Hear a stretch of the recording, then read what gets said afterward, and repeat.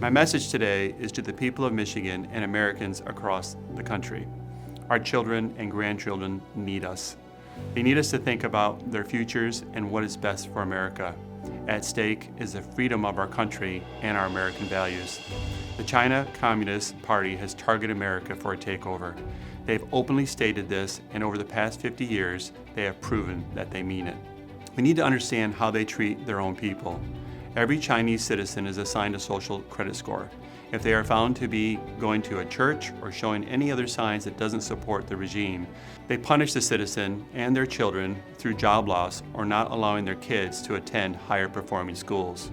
They have slave camps and forced labor, and they lock their people in their homes and work for weeks.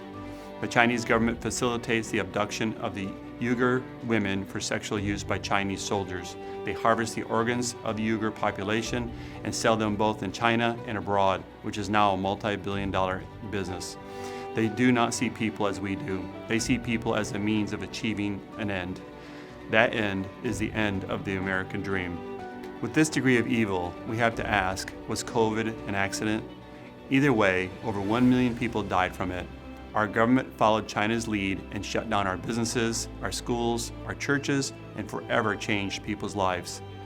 Over the past 6 years, China has spent over $280 million to influence United States politics. That's more than any other foreign country. It's no wonder we see our elected politicians in Lansing cozying up to them. Beijing and its proxies, such as pro-China business people, now control nearly all of the Chinese language media in the United States. This allows the Chinese government to feed its propaganda to millions of people, potentially influencing how they vote.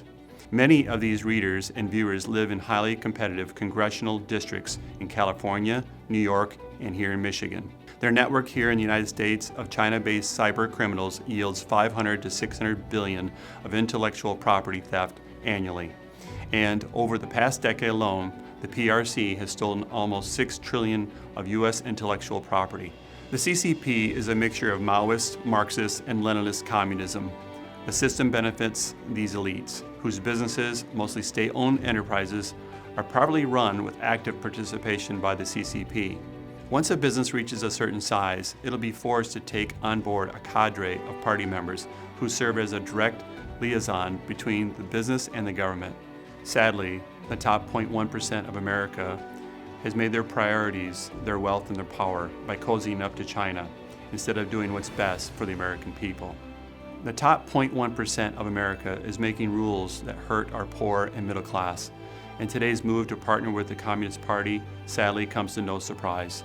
On Wall Street, our great American investment banks are now selling trillions of dollars in debt and equity in Chinese corporations to American investors and retirees.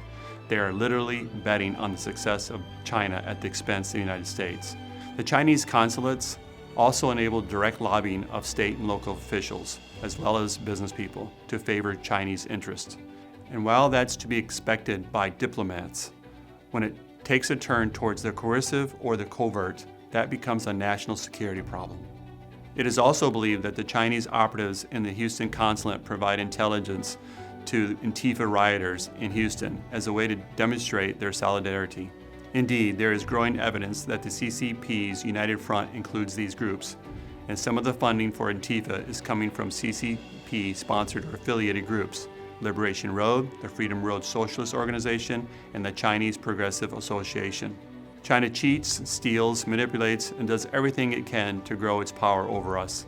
To give you a better understanding of how China views us, they have stated that they don't care that millions of Chinese people will potentially die in a war that had nuclear bombs, because we could not kill them all. This is the way a nation at war thinks.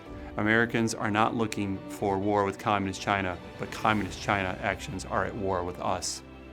Our children and grandchildren need us more than ever to protect them. This is a defining moment of our nation and our state's future. We must defend our American way of life for them and share why America deserves our love and devotion, now and in days ahead. Please join us and stop in China's advance here in Michigan on April 5th at 6:30 p.m. at Ferris State University to put American children and grandchildren's futures first and stop China's advancement through the Goshen Battery Plant. Please ask your family and friends to share this message so the entire state of Michigan can unify and protect our kids' futures. At some point in time, we have to say no, and we have to be selfless and look to the future, because it's not about us, it's about our children and our grandchildren, and we have to do what's right for Michigan, for America, and especially for them.